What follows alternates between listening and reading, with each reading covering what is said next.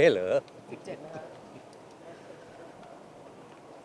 เอาครับว่าไงเอ่ยมาอย่างการอภิปรายไม่ไว้วางใจที่มีกระแสมาก่อนหน้านี้ทางพรรคเราหนักใจอะไรพิเศษ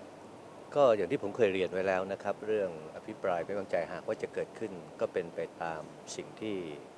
สามารถดำเนินการได้นะครับตามรัฐธรรมนูญที่กำหนดไว้ให้นะครับผมว่าก็เป็นเรื่องขั้นตอนของการดำเนินงานโดยปกติทั่วไปนะครับก็ขณะนี้ก็ยังไม่ได้รับการยืนยันที่ชัดเจนนะครับว่าจะเป็นอย่างไรเป็นเพียงกระแสข่าวออกมานะครับ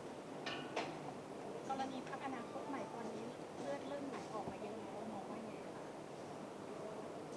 ผมเองไม่ทราบรายละเอียดของพรรคอนาคตใหม่นะครับแต่ว่าที่เป็นข่าวก็คงเป็นเรื่องของปกติที่พรรคการเมืองก็มีความหลากหลายของคนนะครับซึ่งความรู้สึกต่างๆหรือการแสดงออกต่างๆก็จะมีแตกต่างกันไปก็เป็นเรื่องปกติของพรรคการเมืองที่เป็นที่รวมของบุคลากรด้านต่างๆนะครับถามถึงข้อเรียกร้องของม็อบเขากระเพื่อมปีค่ะเขาเรียกร้องอะไรบ้างในเรื่องของ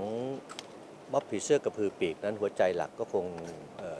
ต้องการให้ราคาแก๊สหรือราคาน้ำมันในประเทศไทยเนี่ยนะครับเท่ากับราคาของมาเลเซียซึ่งเรื่องนี้ทางกระทรวงพลังงานก็ได้ส่งนะครับบุคลากรไปชี้แจงนะครับในข้อเท็จจริงว่าเป็นอย่างไรนะครับทำไมถึงมีความแตกต่างกันอันนี้ก็ต้องทำความเข้าใจกันครับนะระหว่างที่ทางผู้เรียกร้องนั้นอยากจะทราบและอยากให้รัฐบาลดำเนินการเนี่ยนะครับก็ต้องหารือกันนะครับเราจะมีอะไรมาทดแทนนะคะในส่วนของน้ำมันถ้าเกิดน้ำมันหมดแพงเห็นบอกว่าตอนนี้มี B10 ครับคืออย่างนี้ครับเรื่องที่ว่าไม่ใช่เกี่ยวกับเรื่อง B10 นะครับเรื่องที่ว่าเป็นเรื่องที่ต้องการให้ราคาน้ำมันประเทศไทยเท่ามาเลเซียต้องบอกโครงสร้างราคาน้ำมันของไทยกับมาเลเซียเนี่ยแตกต่างกันนะครับแล้วทำไมถึงราคาไม่เท่ากันนั้นเนี่ยก็เป็นสิ่งต้องอธิบายกันนะครับเพราะเราเองเนี่ยโดยโครงสร้างก่อนนะครับก็คือเรามีเนื้อน้ำมันซึ่งราคาเนี่ยเป็นมาตรฐานโลกที่ราคาเดียวกันแต่ว่าโครงสร้างราคาน้ำมันของไทยนั้นเรามีส่วนของภาษีนะครับซึ่งในภาษีตัวนั้นเนี่ยก็เป็นส่วนที่ทำให้มีความแตกต่างของราคาขณะที่มาเลเซียเนี่ยเขาไม่ได้เก็บภาษีส่วนนี้เพราะเขาเป็นประเทศผู้ผลิตน้ำมันและส่งออกน้ำมันด้วยนะครับ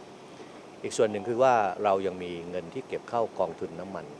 เพื่อรักษาเสถียรภาพน้ำมันเวลาราคา